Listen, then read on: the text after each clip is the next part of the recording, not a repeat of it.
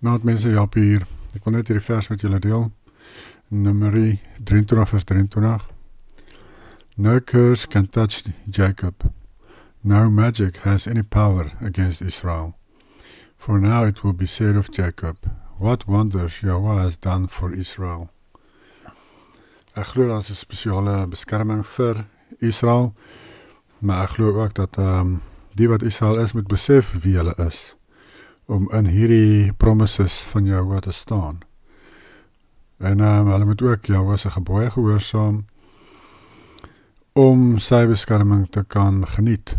Hulle moet sy merk ontvang, soos wat ons sien nou met Openbaring 14. En Yahweh se merk is sy gebooie. Onder andere, sy Sabbat is 'n merk tussen ons en hom, dat ons aan hom behoort. En die gebed van die wat die gebooie onderhou dra groot krag, sê die woord.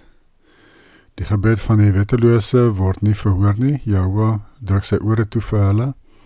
Staan so in die woord.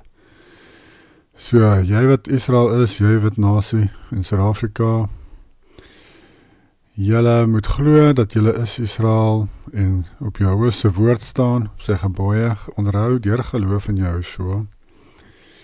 En julle moet weet dat vloeke nie teen julle kan kom nie, omdat julle Israel is.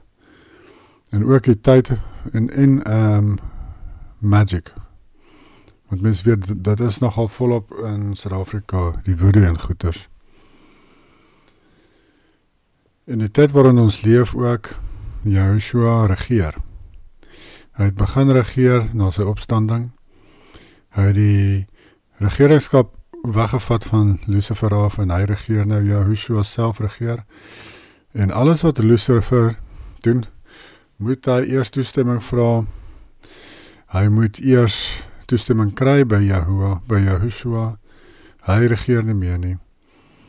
So daarom ook kan ons met meer vrymoedigheid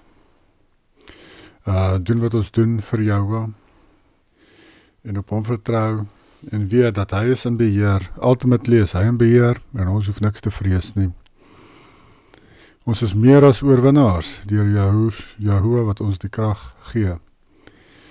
En dis al wat ek wou gedeel het nou met hierdie vers.